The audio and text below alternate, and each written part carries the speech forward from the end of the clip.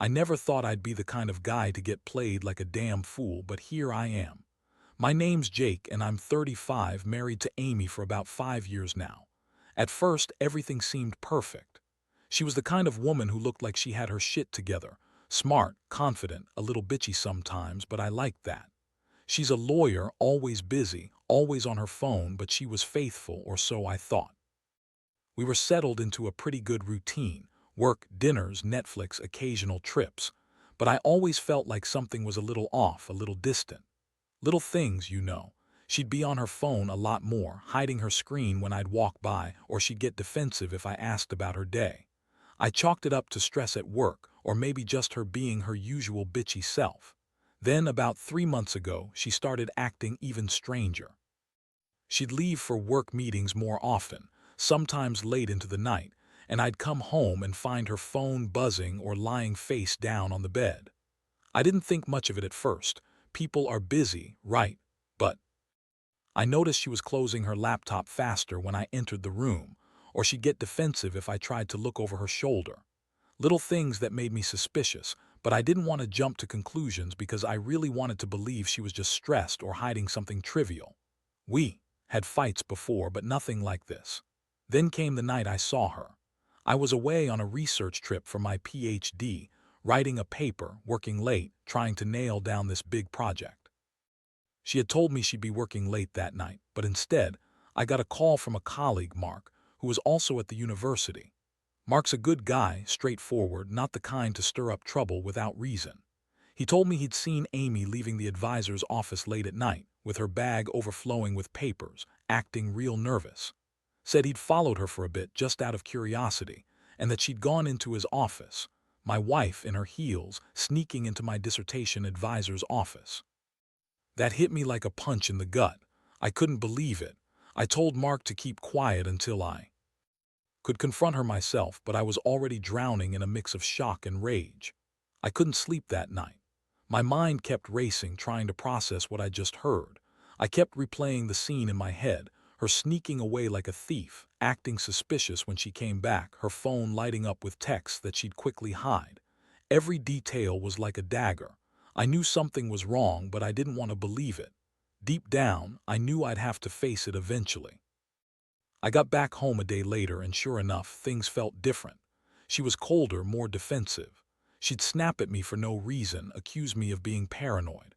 I saw her deleting texts on her phone, and I felt this terrible sinking feeling in my stomach. That's when I knew I had to dig deeper. I had to find out what the hell was really going on. I started paying closer attention after that, even though I really didn't want to. I told myself I was just being paranoid, but I knew better. I started noticing little things: her phone always on her, locked tighter than ever. She'd leave her laptop open sometimes, but when I'd come close, she'd shut it down immediately, her face going cold. I'd catch her in little lies too. She'd say she was at a lawyer's seminar or working late, but I knew those were just cover stories.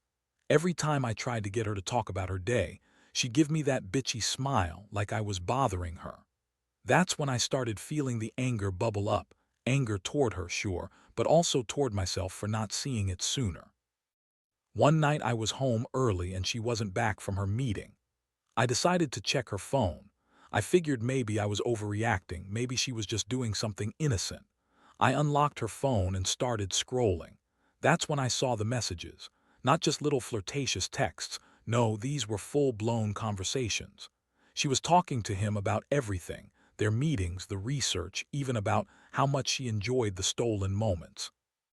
They had a whole secret language, code words, inside jokes. It was like reading a damn novel, and I felt sick.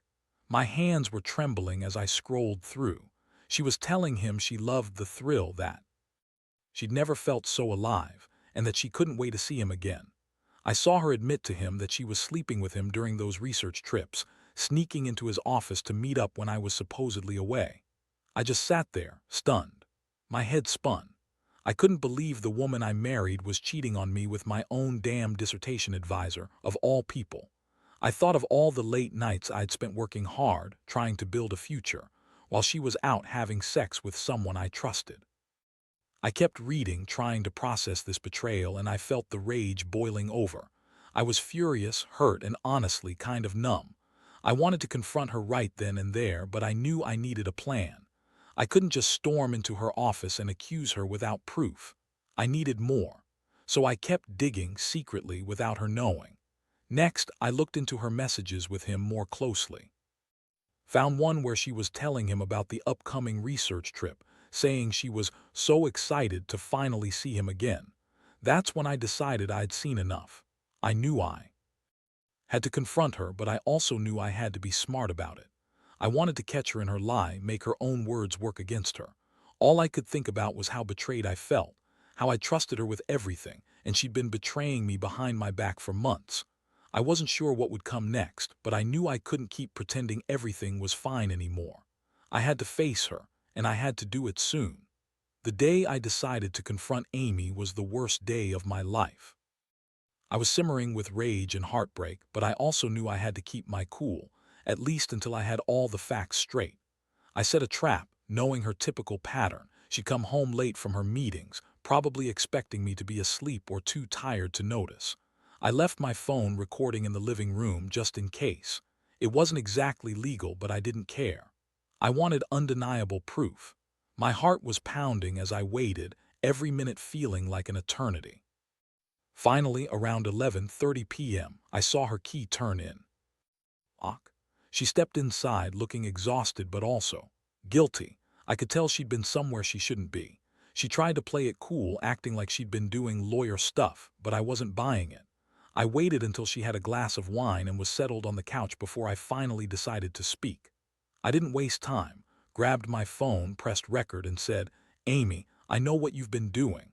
I know about the affair, about you sneaking off to see Mark in his office during my research trips." Her face immediately shut down. Her eyes went wide, and for a moment she looked genuinely surprised, like she never expected me to find out the truth. Then she immediately flipped into her usual defensive mode. "Jake, you're crazy. You're just paranoid. I swear, I don't know what you're talking about. This is all in your head." She crossed her arms and stared at me like I was the one in the wrong. I pressed play on the recording I had made, and her eyes darted away. Her voice cracked when she realized I had proof. "Listen," she spat, "it's not what you think. That's just work. Mark is just a friend, and I'm allowed to have friends, Jake. You're overreacting, you're insecure." But I wasn't buying her bullshit anymore. The evidence was clear. She'd been lying straight to my face for months. I felt a storm of emotions, anger, betrayal, sadness, and I could barely speak. I told her I'd been following her phone, digging through her messages, and I had everything documented. I asked her why she did it. Her response: she started crying, but not because she was sorry. No, she called me jealous, told me I was crazy, and accused me of being paranoid because I was insecure about my own failures. She told me I was overreacting, and that she loved me but needed her freedom, that she just wanted to have some fun, to feel alive, that she didn't mean for it to go this far. Honestly, I was so furious I couldn't even process her words. I just looked at her and thought about everything I'd given her. My time, my trust, the future we talked about. And she was out there cheating with someone who was supposed to be my mentor, my advisor. After that night, everything changed. I felt numb. I'd caught her red-handed, and yet the pain was overwhelming. I knew this wasn't going to be easy to fix if I even wanted to try, but part of me was done. Done with her lies, done with the betrayal. I realized that staying would only make me more miserable. I wanted to get out, to start healing from this nightmare. I decided I'd give her one chance to come clean, but I knew deep down I might not want her back, even if she begged. The trust was shattered beyond repair, and I was starting to see that some betrayals cut so deep they leave permanent scars. My mind was racing, trying to figure out what to do next, whether to leave her, fight for the marriage, or just walk away and never look back. Either way, I knew I wouldn't be the same man after this. The days that followed were hell. After that confrontation, Amy played the victim like a pro. She begged me to listen, said she was sorry, that she'd never meant for it to go this far. She cried, looked me straight in the eyes, and lied through her teeth, insisting that Mark was just a friend, that nothing physical ever happened, that she only met him in her office to discuss her research. She kept saying how stressed she was, how she needed some excitement, and how I'd never understand because I was so wrapped up in my work. Yeah, right. I could see through it all. Her tears, her fake apologies, they meant nothing. I felt humiliated, angry, and completely betrayed. I'd given her everything and she'd thrown it away for some stupid affair with her damn advisor. But I knew this wasn't about her stress or need for excitement. It was about control, about getting her kicks behind my back, and I was furious at myself for not seeing the signs sooner. I kept replaying everything, how she'd lie, how she'd get defensive, the little secret messages. It was like she was a different person. The Amy I knew was gone, replaced by someone I couldn't recognize.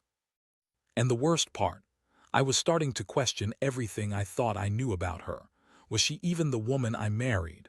Or was she just some manipulative bitch hiding her true self all along? One night she came home late again, smelling of perfume I didn't recognize. She tried to smooth things over, but I snapped. I told her I was done with her lies, that I had enough. I told her I knew about the affair, about the sex, about her sneaking around with Mark. Her face went pale and she started throwing more excuses, said I was crazy, that I didn't understand her. But I didn't care. I told her I was going to leave, that I couldn't stay with someone who lied to my face and cheated on me with my own mentor, that I was done being a fool. In that moment, I realized I had to make a decision. Do I try to fix this, or do I cut my losses? Part of me wanted to scream at her, call her out for every lie, every betrayal. But another part of me knew I'd never trust her again, that this damage was too deep. I started packing my things while she was in the shower, fighting tears and feelings of betrayal. I didn't want a messy divorce, but I knew I couldn't stay and pretend everything was fine anymore. I had to get out and rebuild my life from the ground up. It was the only way I'd find peace. Now sitting here, I'm just trying to process everything. How a woman I loved, trusted, and built a future with could do something so cruel. How I let her manipulate me into thinking it was all my fault. But I'm also starting to see that sometimes betrayal cuts so deep that healing is the only option left. I don't know what's next, but I do know I won't be putting myself through this again. Some lines are crossed once and for all, and I've finally realized that the hard way. It's been a few weeks since I left her, and honestly, I don't know how I've made it this far. Some days are better than others, but the pain still hits hard. I wake up with this gnawing feeling in my stomach, like I've been punched in the gut. Every time I see her name or hear her voice in my head, I remember what she did, how she lied to me, cheated with my mentor, and dismissed my feelings like they were nothing. It's like a bad nightmare I can't wake up from. I thought I knew her, thought we had something real, but it was all a lie. I keep asking myself how I could have missed all the signs, how I was so blind to her manipulations. What's even worse is the complete loss of trust. I can't look at her or anyone around me the same way anymore. Every little thing feels suspicious. The way people hide their texts, the way someone's looking at me a little too long. I've become hyper-aware, cautious, trying to protect myself from getting hurt again. And I'll admit I've been angry, not just at her but at myself for being so naive. How did I let someone like her, so bitchy and selfish, tear my world apart? I keep thinking about everything I lost, my relationship, my peace of mind, my self-esteem. I've been trying to focus on myself, rebuild my confidence. Started hitting the gym, talking to friends more, and even seeing a therapist. It's hard, though. Every time I try to move on, I get reminded of her betrayal. The worst part is knowing she's probably out there, acting like everything's normal, while I'm stuck here trying to pick up the pieces. I regret trusting her, but I also realize I have to forgive myself for that. No one is perfect, but I also know I won't forgive her, at least not easily. Not until she fully owns up to what she did. Honestly, I don't think I'll ever look at her the same way again. The woman I married was supposed to be my partner, someone I could rely on. Instead, she turned out to be a liar, a cheat, and a manipulator. I'm finally starting to see that some betrayals are so deep, they leave permanent scars. And maybe that's a good thing, because now I know who she really is, and I won't let her or anyone like her back into my life unless they're willing to earn my trust all over again, which at this point seems impossible. So I'm just taking it day by day, trying to remind myself that I deserve better, that I'll find someone who's honest and loyal. I'm not rushing into anything right now. I just want to get through this, learn from it, and rebuild my life on my own terms. Because if I've learned anything from this nightmare, it's that some betrayals threaten to destroy everything. So you've got to be careful who you trust, and you've got to stand up for yourself when it happens. I'll survive this. I'm already starting to see a way forward, even if it's just faint right now. Looking back now, I realize I've been through hell and back, but I also learned something important, something I wish I'd understood sooner. Trust is a fragile thing, and once it's broken, it's damn near impossible to get back. I used to think people were mostly honest, that love meant sticking together through thick and thin. Turns out, some people are just good at hiding who they really are until it's too late. Amy showed me that the hard way. She was manipulative, selfish, and completely indifferent to how much she'd hurt me. The woman I thought I knew was just a mask she wore to cover her real self. Now, I've come to see that I'm better off without her. She's a toxic part of my past I need to leave behind. I've learned that revenge isn't about hurting her back. It's about taking control of my life again, reclaiming my happiness and self-respect. That's why I made the choice to walk away, to cut her out completely. I want to rebuild my confidence, focus on my career, and find someone who truly values me for who I am, not for what they can steal or manipulate. This whole experience has been a brutal wake-up call. It's shown me that I shouldn't ignore my instincts, that red flags can't always be dismissed as insecurities or overthinking. I should have trusted myself sooner, but I also know now that letting go is the only way to heal. Holding on to anger or bitterness would only keep me trapped in the past. So I've started forgiving myself for not seeing it earlier, for trusting the wrong person. And I've learned to accept that some betrayals are so deep, they change you forever. What I want anyone reading this to know is simple. Don't ever ignore the signs. If someone is lying, hiding, or acting suspiciously, trust your gut. Protect yourself. Because once someone crosses that line, no matter how much they apologize or cry, the damage is done. You deserve honesty, loyalty, and respect, no excuses. If they can't give you that, walk away. You're better off alone than in a relationship built on lies. I don't know what the future holds for me, but I do know I'm finally ready to move on, to rebuild my life, my confidence, and find happiness again. And I want anyone else who's been betrayed to know, it hurts like hell, but it isn't the end. You can pick yourself up, learn from it, and come out stronger. Trust is earned, not given blindly. And sometimes the best revenge is just walking away and proving to yourself that you're worth so much more than someone's betrayal.